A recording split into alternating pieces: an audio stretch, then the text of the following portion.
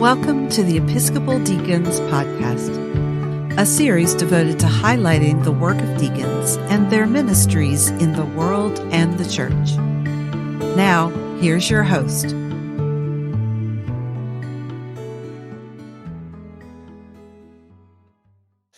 And welcome to Advancing the Diaconate, which we're about to change our focus and our name. It's about to be the Episcopal Deacons podcast, but more on that as we go along.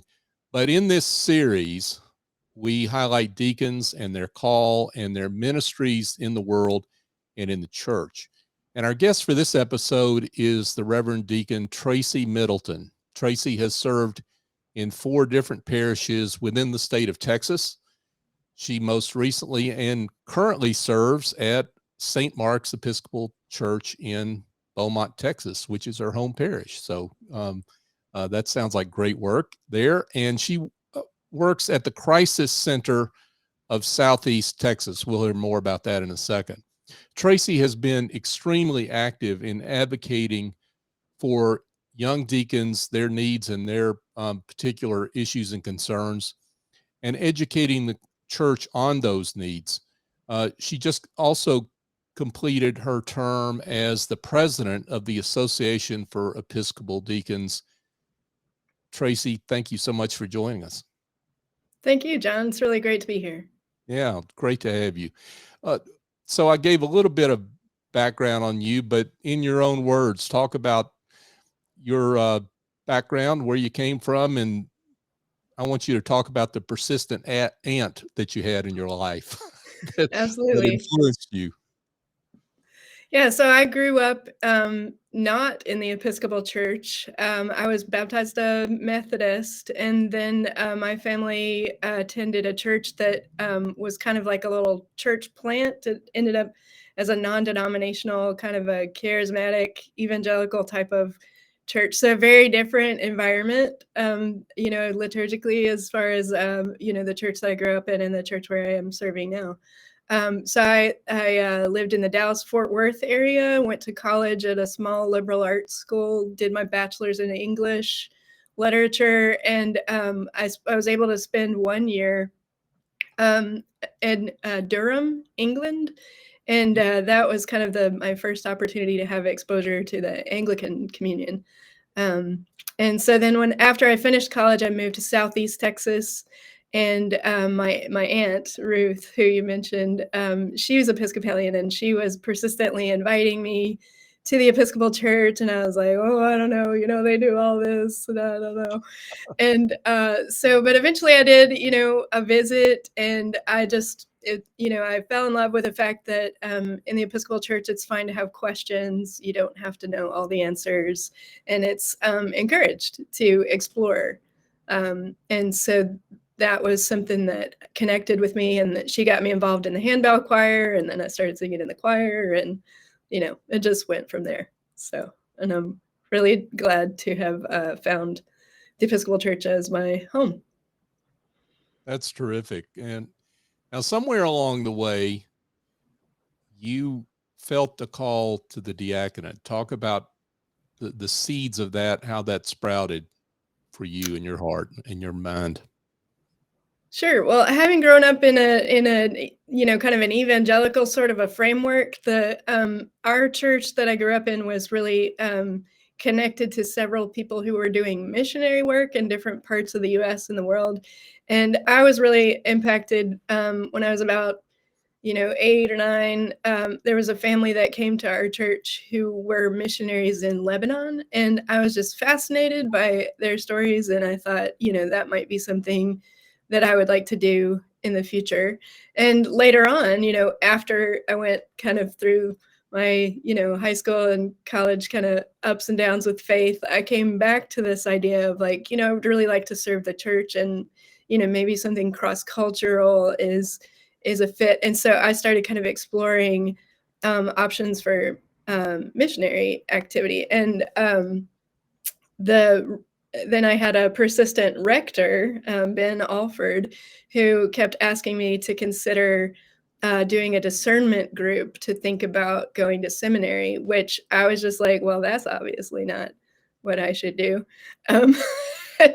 but we talked about it, and at one point he said, well, I mean, if you don't think that you should be a priest, I mean, maybe you should be a deacon. And I was like, what? I don't know what that is. Because the Diocese of Texas did not have permanent deacons at that, or vocational deacons. They didn't have people who were ordained for the diaconate specifically at that time. And so, but they were exploring it. And so my rector gave me some articles to read, and I thought, well, that kind of resonates actually. And so we agreed on a compromise that I would do a discernment group if we considered whether I should be a deacon or a missionary. And so, because I had applied for the Young Adult Service Corps also. And so that, that's how it ended up happening. And so my discernment path, still directed me over into the diaconate, which I didn't entirely believe was not a mistake until after I was ordained, actually. But I don't believe now that it was a mistake. Oh, now let me make sure I understand that. At what point did you think that might have been a mistake? Oh, all the way through, right? Like, really? People Okay. kept saying, well, this is what you ought to do. And I'm like, I'm not really sure about that. I don't know about like the whole collar thing and like, oh. And but a lot of people kept saying, well, trust the process, and this sort of thing, and listen to the people that are trying to help you discern. And I was trying to take that seriously, and I thought, well, I'm not sure about this, but I mean, it's possible. And I think part of it was, the imposter syndrome and that sort of feeling like, I'm in this. When I got into formation, I was like, oh, all these people are much older than me, and they all are much smarter than me, and that sort of thing. And so, so I wasn't really entirely convinced that they hadn't made a mistake about it until maybe about a few months or a year after my ordination. And there was a situation where I was serving as a chaplain to a fire department at the same time as I was serving in a parish. And Bishop High, who was one of the suffragan bishops in Texas at the time, said, oh, I hear that you're doing this and I would love to come visit. I was like, oh my goodness. And so we ended up doing some baptisms at the fire station. Oh, and wow. that was the moment where I realized, like, this is not a mistake, right? Because I was sitting, I got up and I read the gospel, and then I sat back down, and Bishop High got up and he was talking, and here's a section of people who are in the fire department whom I love and care about. And then here's a section of people who were from my parish, St. John's in Silsbee, who had brought flowers and snacks and all this stuff because they wanted to be involved. I love and care about them. And then here's some members of my family. And, it occurred to me, the Archdeacon, and who was a good friend. And I thought, there's no other circumstance in which all of these people would be in the same room, and certainly not doing the things that we're doing, except that I'm the point where we all intersect. And I was like, oh, okay, that makes sense. Right. Now, I see, like, this maybe wasn't a mistake. Right. Your constituencies, maybe to use a even more modern term, your peeps that are in the world and in the church are all together in one place. That's pretty cool. Yeah.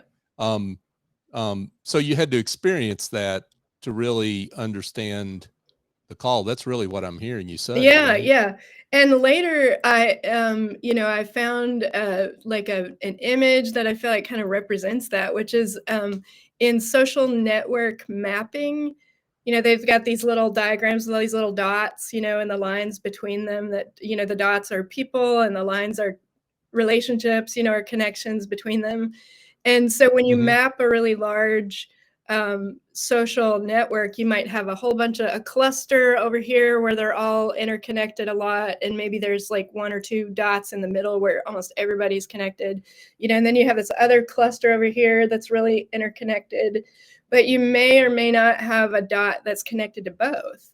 And so in social network mapping, like the dots that are in the middle of those clusters have one kind of importance or centrality, but there's another type of centrality that's called betweenness. And it's like the fastest way to get from this cluster to this cluster is this one dot that's in the middle of both of them.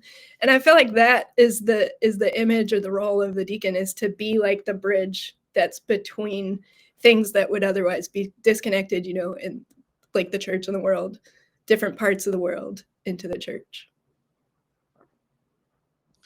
Yeah, what a great metaphor. And folks, if you don't know Tracie, you're going to hear a lot of great metaphors. That's one of the things I love about her. But you just came up with another one that we hadn't talked about beforehand, and I love that connection and that way of thinking about the role of a deacon. That's very meaningful. Yeah, it's just kind of another variation on the idea of the bridge. Yeah, for sure. But the whole idea of those two nodes, if you will, don't get connected without a deacon present. Right. And it's two different kinds of importance, right? Like, I think, a priest has that type of centrality where a lot of people are connected into them, or a bishop, for instance, Sure. But a deacon, I think the deacon, another phrase that I've heard people use to describe deacons is on the edge of the middle. Like, you're not right in the middle of the church, because that's not the role or the point. You're kind of on the edge of the church, but you can give access, and I feel like that's, connects to like the deacon giving the dismissal from the doorway, is like you're Right. that access point where you're inviting people out and you're inviting people in. It's great. Yeah, absolutely. So you were ordained at what age? I was 32, and I had my 33rd birthday just a few weeks later. And let's talk about what it's like to be ordained as a deacon at age 32. Some of the unique, and you were in a diocese where you were one of the first deacons to be ordained in the revival of the diaconate in your diocese, so in the state of Texas.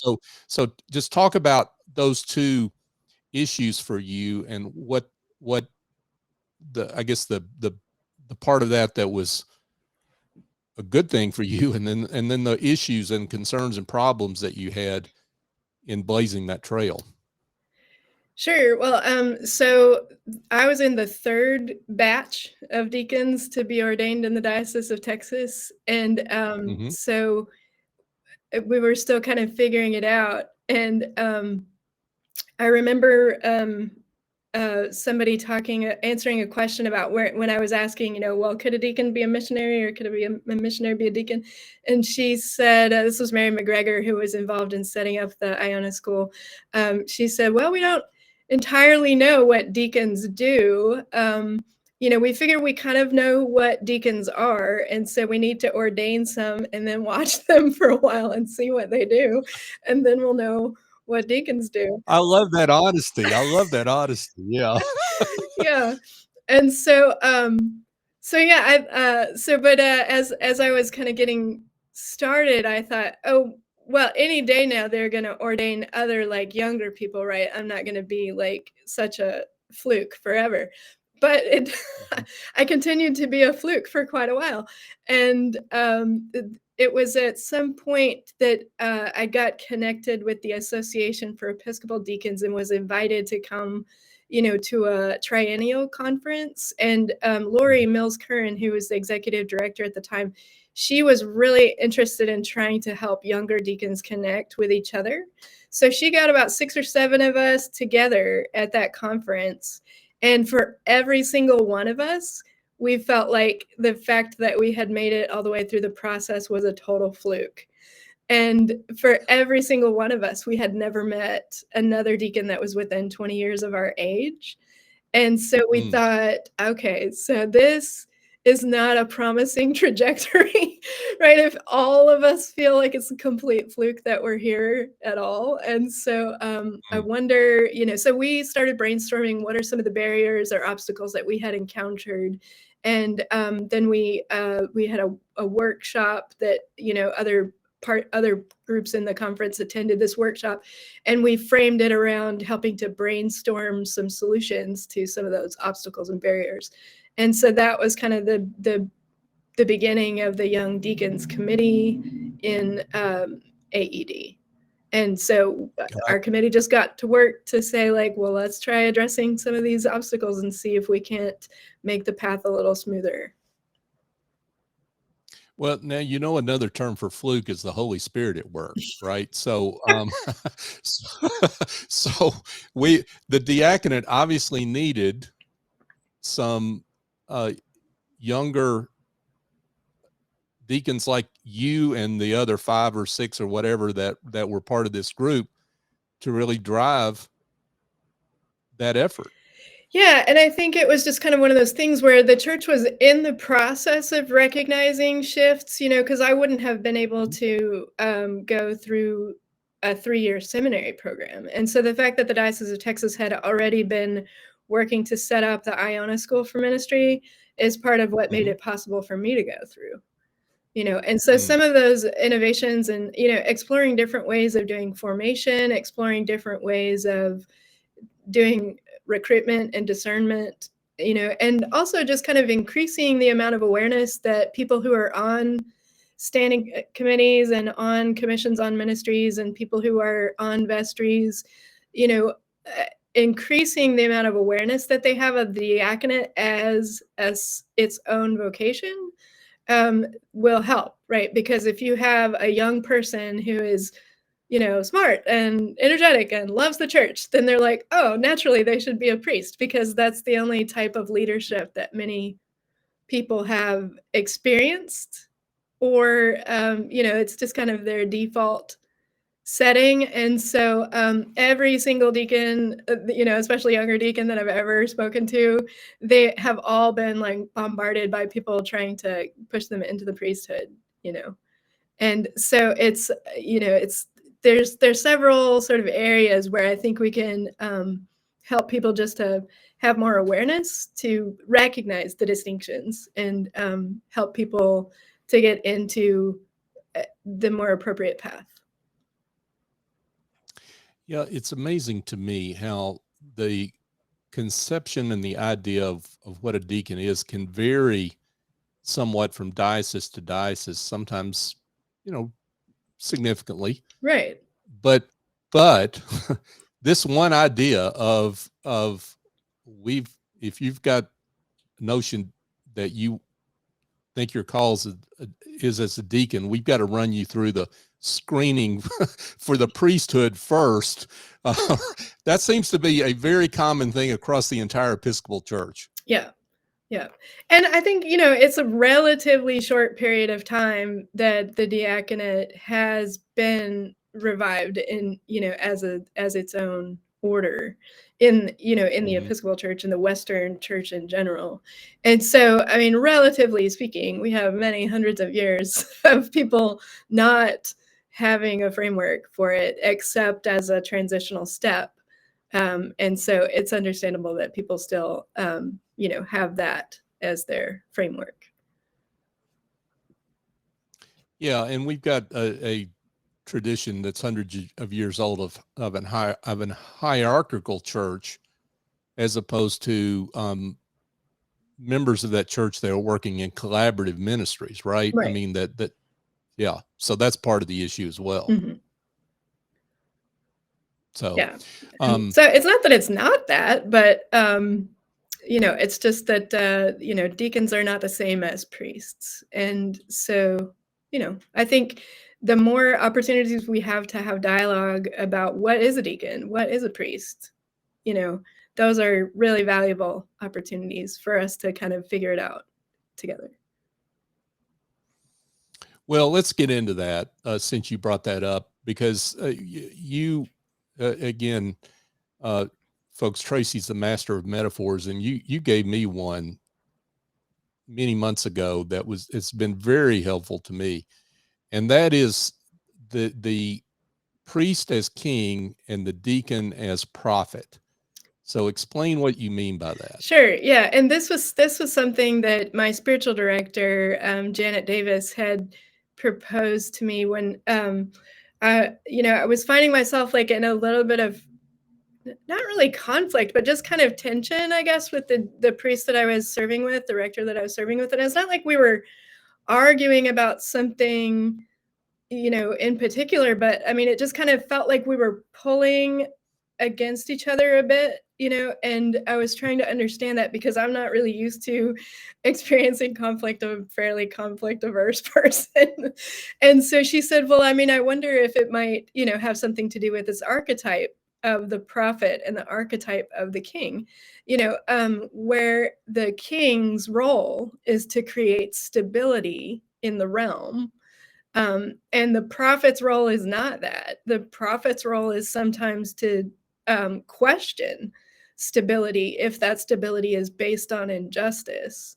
And in the in the ordination service for a priest, one of the things that it talks about is, you are to care alike for the rich and the poor and this and that, everybody. And that's a stability kind of thing.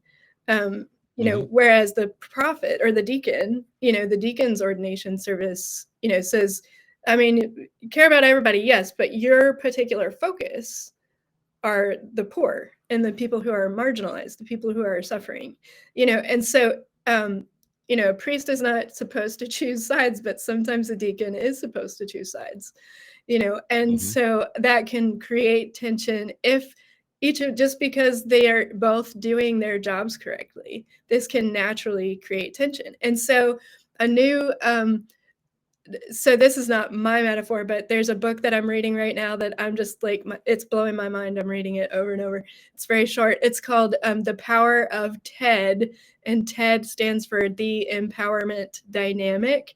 And basically he's kind of talking about a type of it's based on a type of psychology called transactional analysis, which is like how people are in different roles and they relate to each other from their role.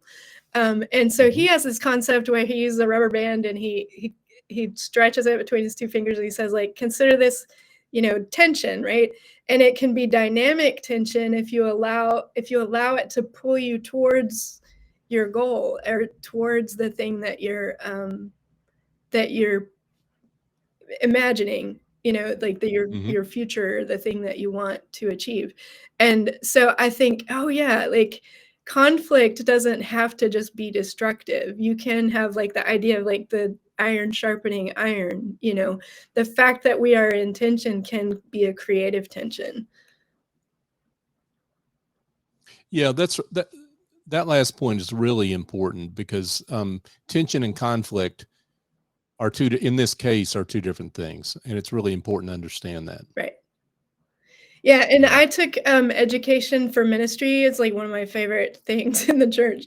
And there's this type of theological reflection framework it used to be called the issue, and now I think it's called the dilemma, where you tell a story that involves some conflict or some tension, and the group tries to pinpoint what are the two things that are pulling against each other that make that tension. And so the whole first half of this reflection process is to create a statement that says, I want blank and I want blank, because it's like there are two different things that you're both striving for that are both good, and they are in tension with each other naturally. And so it's just like a fantastic way of thinking differently about what tension is and what conflict is. Because I mean, one of the difficult things that you have to remember in the group is not to say, I want blank and I don't want blank, right? Because that's not what it is. It's I want this and I want this. Right. And it's things like I want safety and I want risk, right? Or I want to be known and I want anonymity, right? Because or maybe I want my parish to grow, but I don't want anything to change. Yeah, and so you have to take out the but. I want my parish to grow, and I want it to stay the right. same. Yeah, right. Yeah, thank you for that correction. Exactly. Yeah, we see that a lot, right? Yeah, and I mean that's a perfect one, right? I want change, and I want things to be the same. Right. Yeah. Well, that's a good framework to think about that. So, thank you for that. Well, let's talk about come back again to the issues of young deacons and what needs to change, Tracie. Speaking of change, from your perspective, to bring more young deacons into our order. So one of the things that I think is important to figure out is, that younger people often have to have a more mobile lifestyle early in their careers and in their lives. And our current systems aren't really conducive to allowing discernment to take place if you move from one place to another place. And so it's a long process. And if you move, then you start all over again, right? And so it's kind of that's a little bit of a challenge. And then too, I think there are some issues around opportunity cost.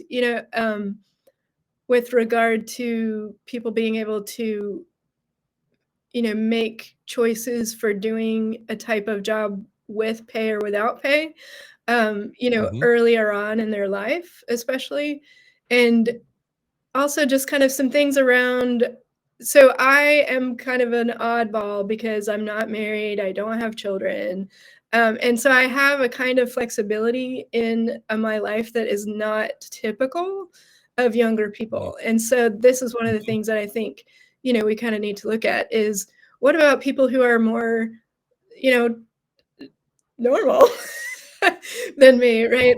Trying to go through this process. How would we make that possible and support people in the state of life that they're in through a process, of discernment and formation and that type of thing. And I think like with formation, the church has made huge strides with making formation more flexible and more accessible to people who may need to continue working in their job while they're also doing their formation. And so, I mean, there have been leaps and with the formation. But one of the things that we're still kind of at the beginning of working on, which like the Diocese of Washington has done a lot of work on this, and some other places in Province 1 are doing, starting to work on it. But formation in other languages other than English, because we have a lot of folks in communities where English is not the primary language that's spoken by the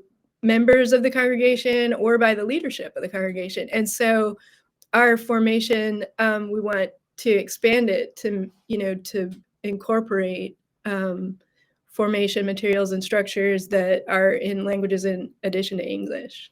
So those are a couple of things, but also just kind of visibility of deacons who are doing all sorts of things, because to be able to see a deacon is helpful, because not very many people, just because of math, there are very few deacons relative to the number of priests in the Episcopal Church. And so the likelihood that someone has served in a church or been in a church where a deacon is serving is pretty low. And the percentage of deacons who are under the age of 50 is like very tiny compared to the group of deacons entirely. And so the chance that somebody would have encountered a younger deacon is almost like it's tiny. And so opportunities like this, and we created a Facebook group for young Episcopal deacons, and those kinds of things allow people to encounter younger deacons who are doing all sorts of interesting things, where people might more easily identify with someone that they see or hear in one of those contexts and think like, oh, well, maybe that's what I should do. But it helps if you can see some examples.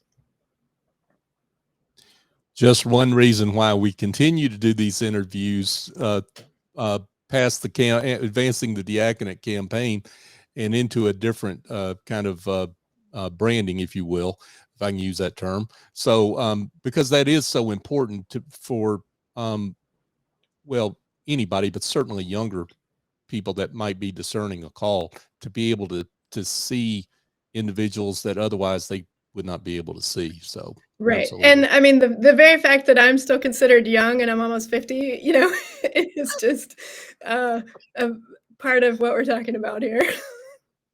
Yeah, you're still a puppy in deacon terms for sure.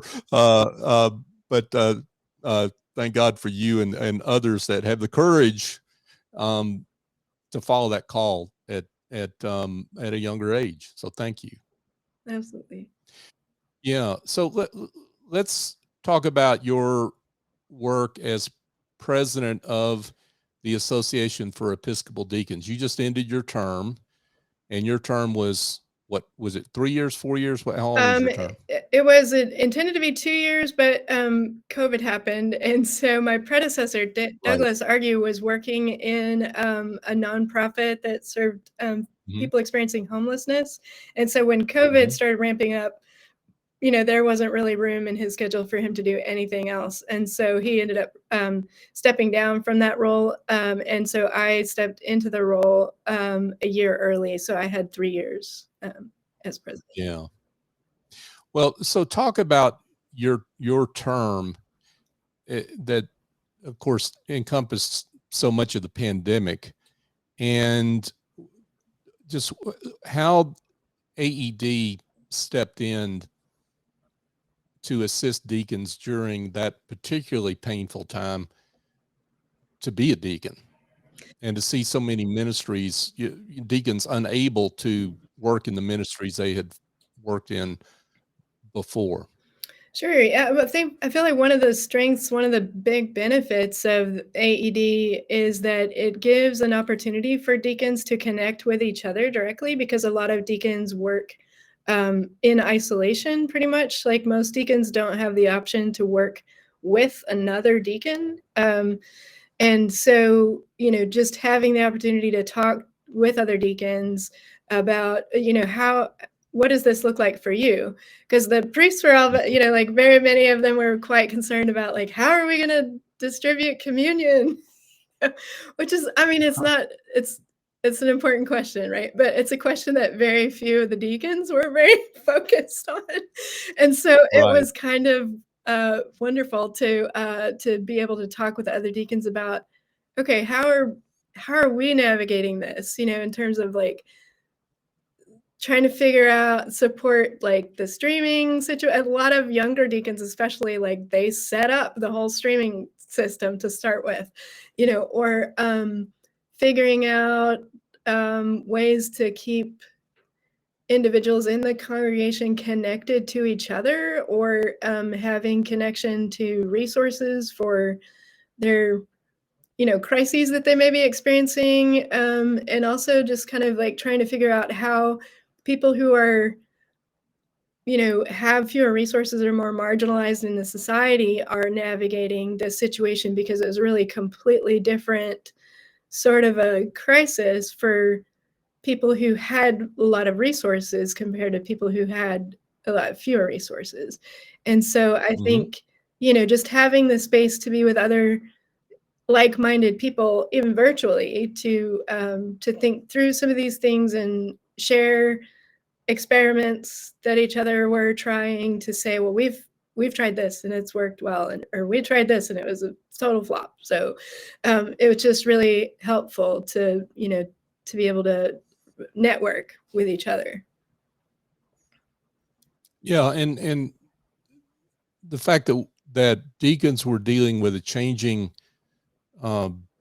definition of who the marginalized are, right? That I think AED was particularly helpful with, for everyone to come around the virtual table, if you will, and talk about that, and talk about how that definition was different.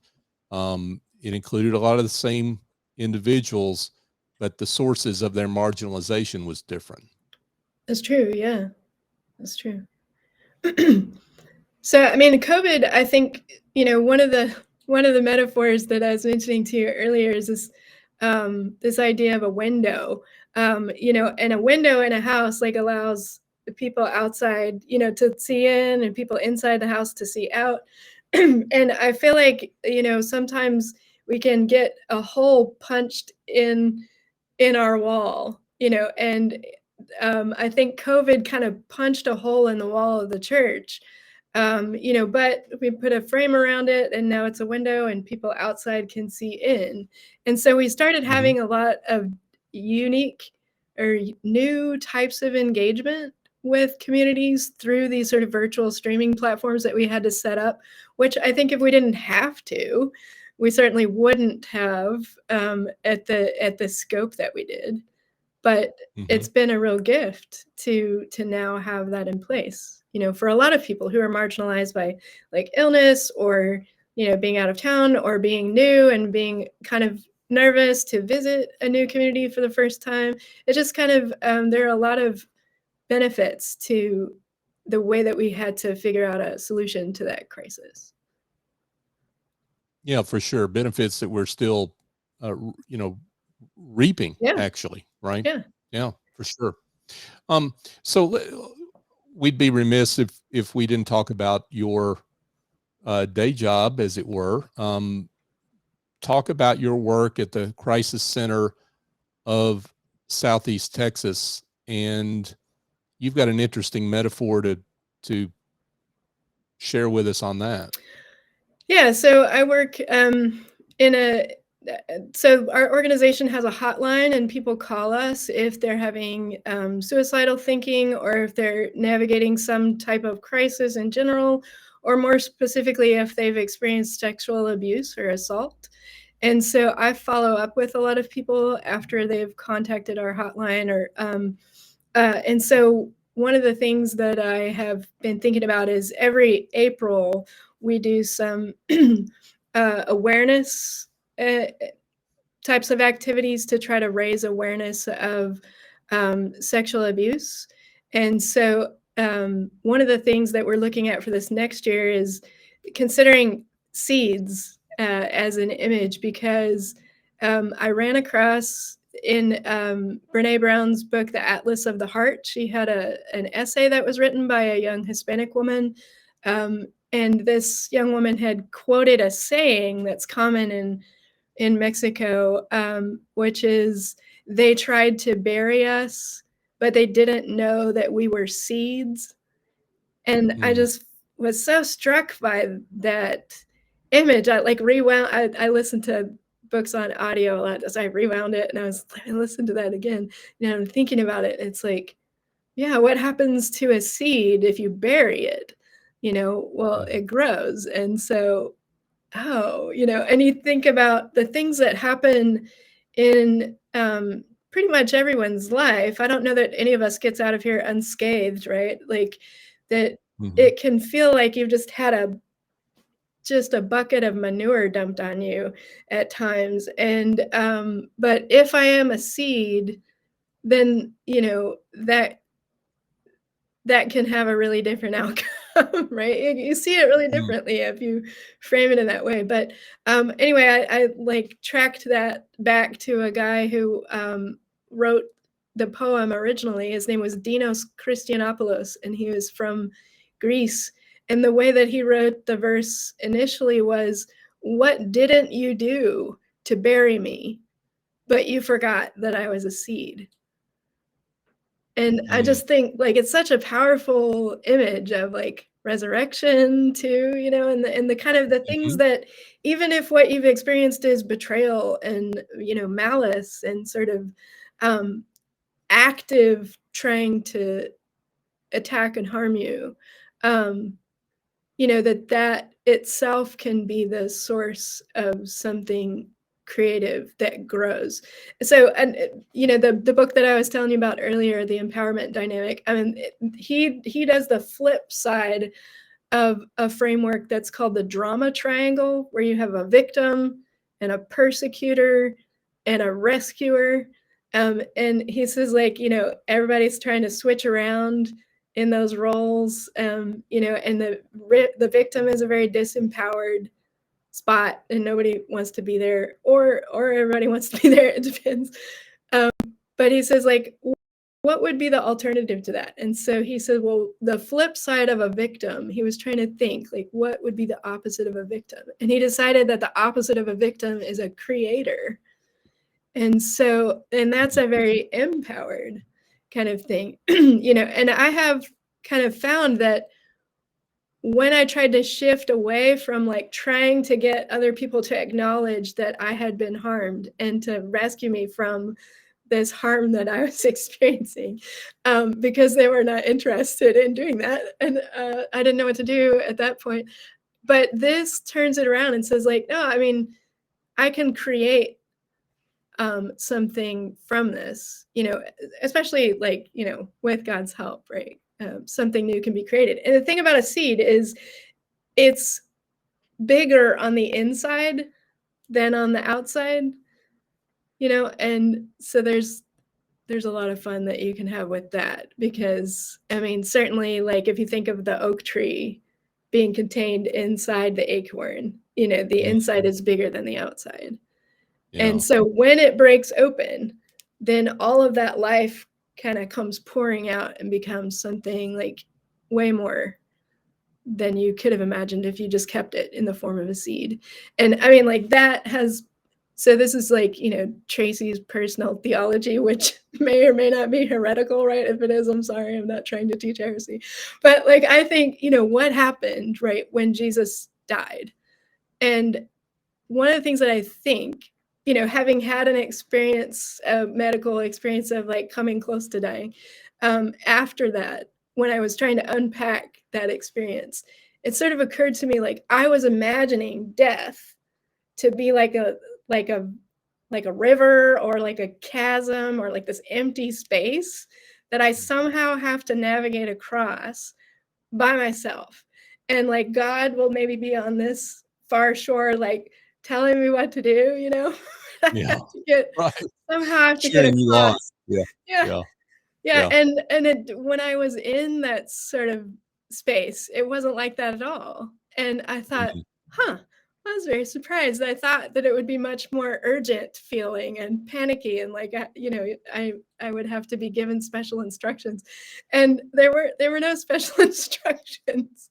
But and so then looking back on that, I thought, oh, well, I guess that like death is not an empty space anymore. Like, because Jesus went into the space of death, and his the life of God that is within him, can't be contained by his body, and so when his body died, the life that was within him filled up entirely, even the space of death. And so that when we enter the space of death, like, we're still in the life of Christ. And so like, we're never out of it.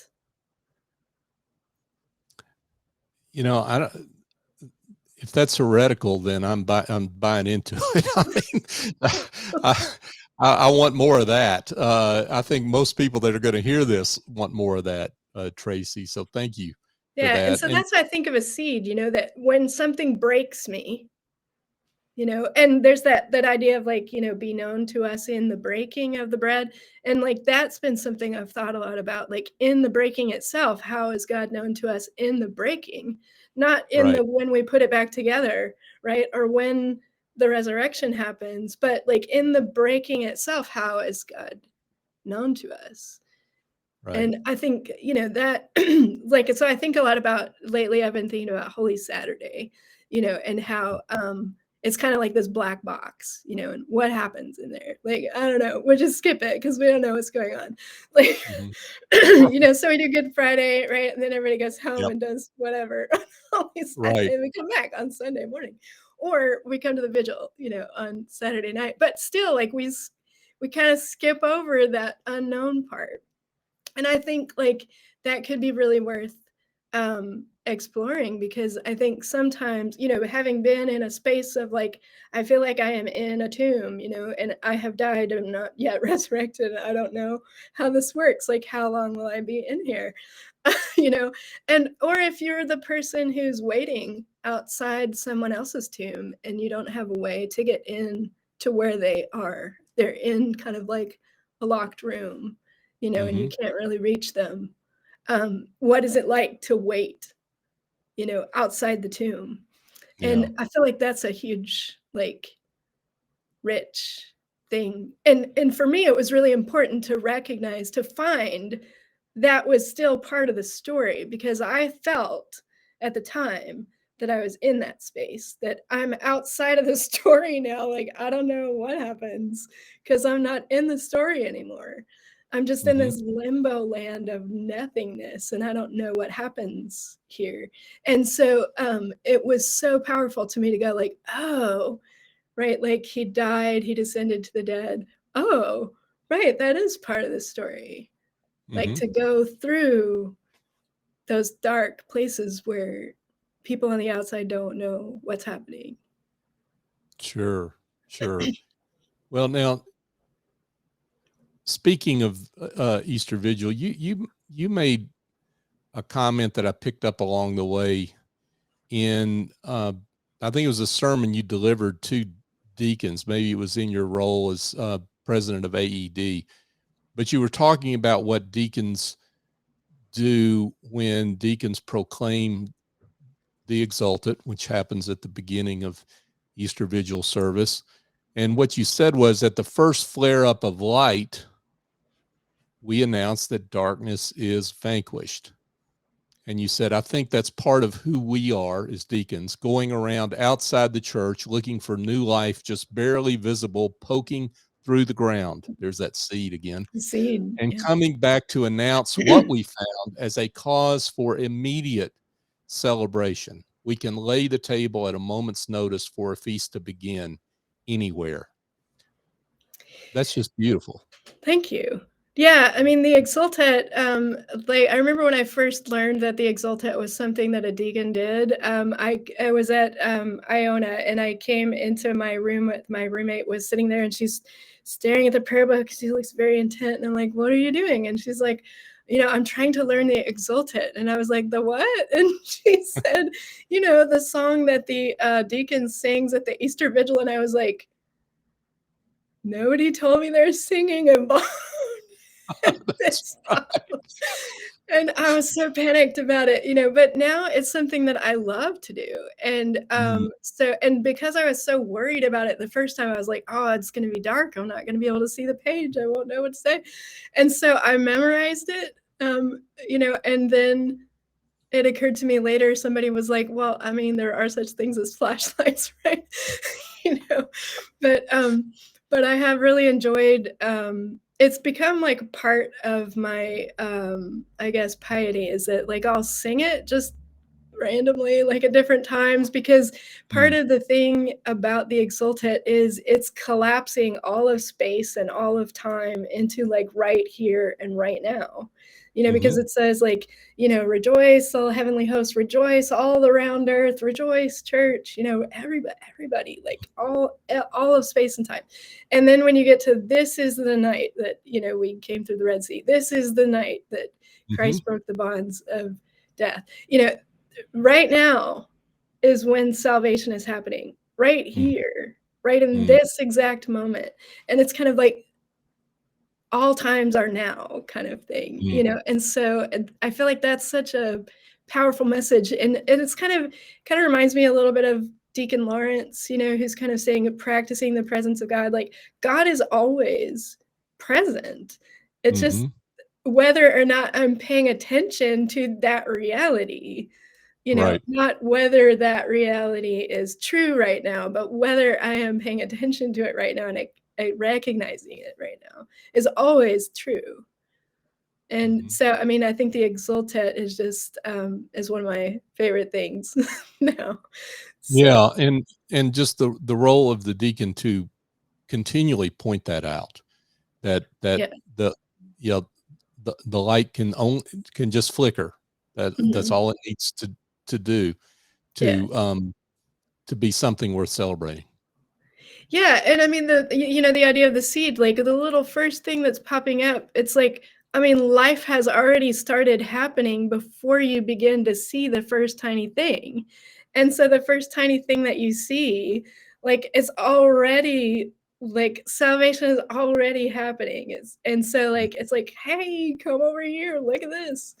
That's what I think the deacon is sometimes called to do, and why we're sort of like, going back and forth and looking around on the edges of things to see where is new life popping up where we might not have noticed it before.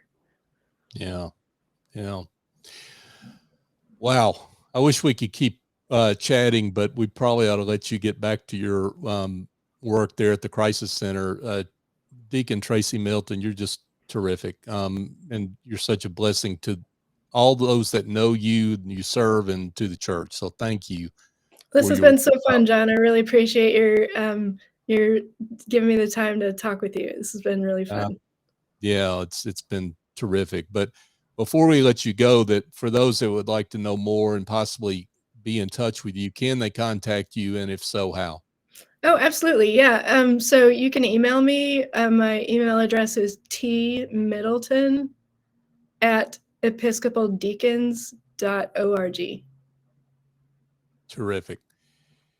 Tracie Middleton, thank you so much again for joining us. Thank you, John. Take care. Yeah, you too.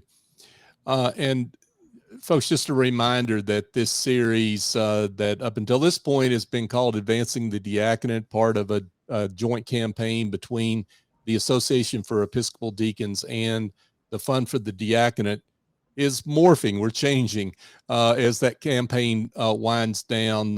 Going forward will be the Episcopal Deacons podcast, and we'll continue to feature deacons and their ministries, and it will continue to be presented jointly by the Association for Episcopal Deacons and the Fund for the Diaconate. If you would like to learn more about deacons and their work and see further resources, go to the AED website at episcopaldeacons.org or the Fund website at fundfordiaconate.org. I'm Deacon John Ray. Join us next time here on the Episcopal Deacons podcast. Thank you for joining us. The Episcopal Deacons podcast is presented jointly by the Association for Episcopal Deacons and the Fund for the Diaconate. This series is devoted to highlighting the work of deacons and their ministries in the world and the church. If you'd like to learn more about deacons and their work, go to the AED website at episcopaldeacons.org or the Fund website at fundfordiaconate.org.